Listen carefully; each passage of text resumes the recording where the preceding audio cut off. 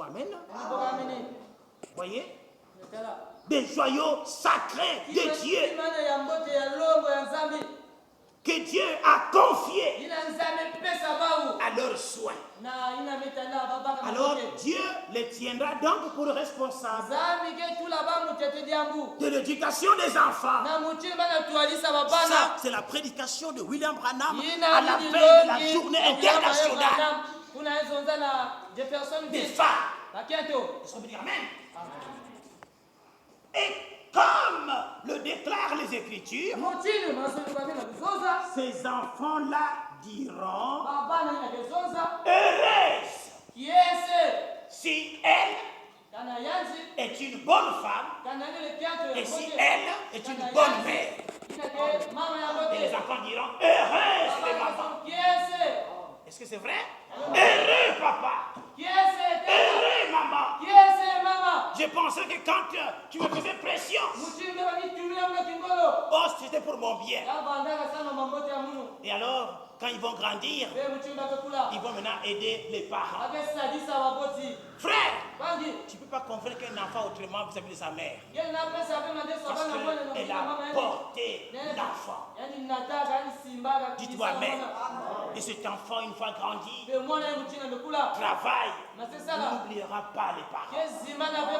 Oh papa, merci pour tes conseils. Oh maman, merci pour tes conseils. Merci pour ta protection.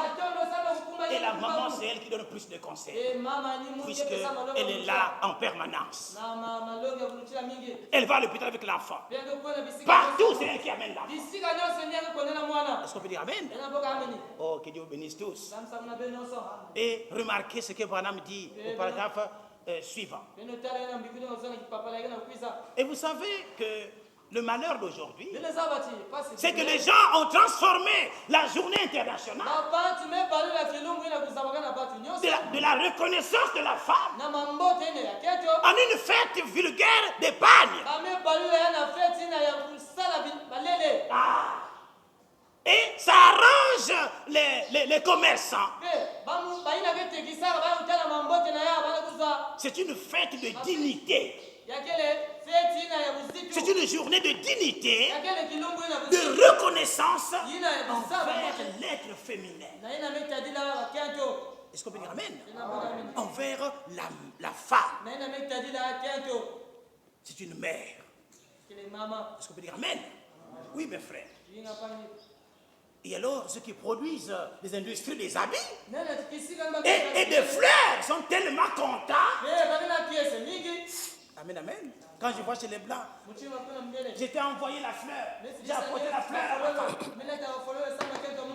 Amen, amen. Et les fleurs marchent. Et nous en Afrique, c'est plus les pannes qui marchent. En Europe, c'est pas les pannes qui marchent. Mais en Afrique, c'est les pannes.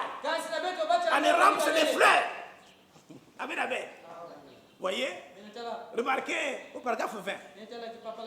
Vous voyez un enfant qui écoute sa mère. La mère est une petite touche qui fait qu'un enfant l'écoutera.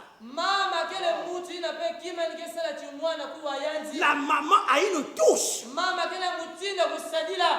que papa n'a pas. Il fait que l'enfant va l'écouter. Dites-moi Amen.